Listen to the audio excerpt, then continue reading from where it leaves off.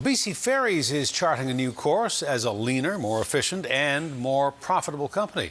The new ferry's CEO is making some major changes to the way the ferry service operates, and it appears to be working, with ferries turning a profit in its first quarter this fiscal year. It's not just the fewer sailings, nearly 100 of them. There'll be more changes to come, and many of those could affect the way you travel. CTV's Louise Hartland reports.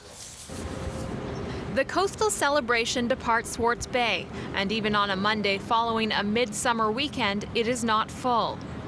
Making cuts to 98 underused round-trip sailings between Vancouver Island and the mainland is part of a budget slash BC Ferries is making this fall and winter.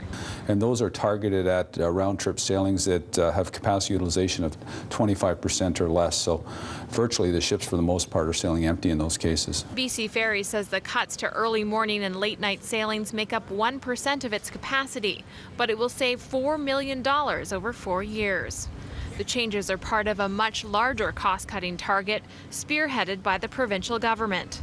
In a statement, the Ministry of Transportation and Infrastructure says it will meet with coastal communities to seek input on service adjustments to achieve $30 million in savings over the coming 4 years. But BC Ferries says any changes made will affect as few people as possible. And we're talking about certain round-trip sailings. We're not talking about peak day sailings. We're talking about maybe late at night or early in the morning when people just aren't using the sailings. So can we take that sailing out and get some savings, or maybe take 2 or 3 sailings out during that time frame and add one back in at another time where it makes more sense because there's more traffic.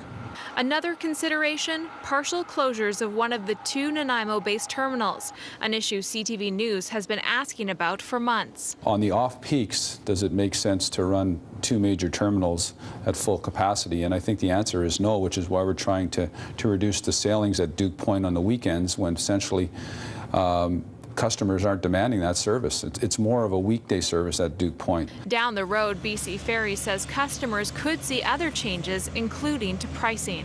Time of day, time of week, time of month, and time of year pricing. I don't think we'd ever go to where the airlines are, but a different type of structure.